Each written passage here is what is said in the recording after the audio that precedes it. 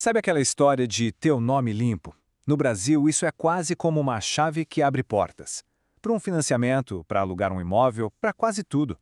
Hoje a gente vai desvendar o que é o score de crédito e como algumas atitudes simples podem abrir ou fechar essas portas na nossa vida financeira. O nosso roteiro de hoje está bem claro. Primeiro, a gente precisa entender o que é esse tal de score. Depois, vamos sentir o peso que um nome sujo realmente tem. Aí vem a parte boa, a parte prática, um guia para limpar o nome. Na sequência, como manter o score lá em cima e, para fechar, um resumão que amarra todas essas pontas. Vamos lá?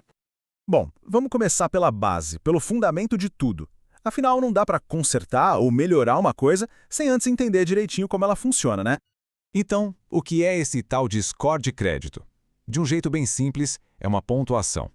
Ela tenta prever qual a probabilidade de uma pessoa pagar as suas contas em dia nos próximos 12 meses. Pensa nele como um termômetro da saúde financeira, que o mercado todo usa para avaliar o risco. E aqui a gente chega no ponto central, o coração da coisa toda. O pilar mais importante que sustenta um score alto é um só: ter o famoso nome limpo. Se essa base não estiver sólida, todo o resto pode desmoronar. E falar nesse pilar já nos leva direto para o nosso próximo ponto. Vamos entender de verdade qual é o peso de ter o nome sujo e por que isso impacta tanto o dia a dia. Olha, as consequências são bem sérias e uma coisa leva a outra. Primeiro, um nome negativado é um sinal vermelho, um alerta de risco elevado para quem empresta dinheiro. Isso leva direto ao segundo ponto. O acesso a crédito, financiamentos e até coisas como alugar um apartamento fica muito mais difícil. E para completar, a recuperação do score é lenta. Mesmo depois de pagar a dívida, aquele histórico negativo demora um tempo para cicatrizar.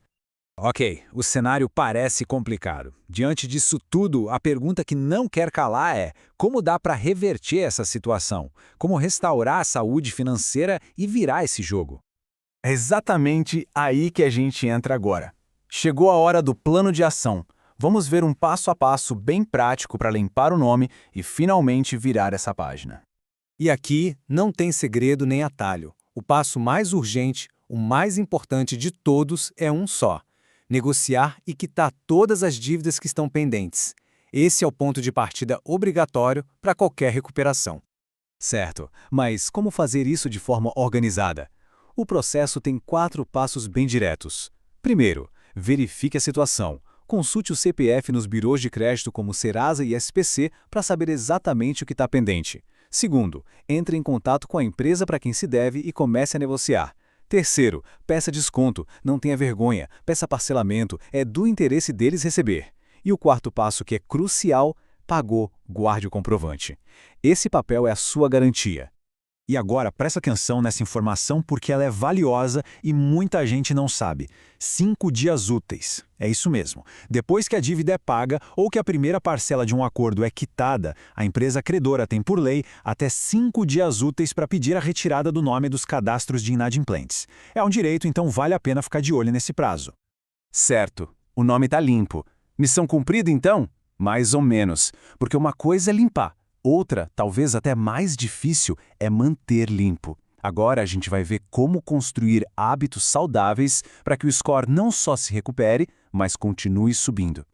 A diferença entre um score que sobe e um que desce está toda aqui, nesse contraste. De um lado, os hábitos que constroem confiança. Pagar as contas em dia, usar o débito automático para não esquecer, manter as finanças organizadas.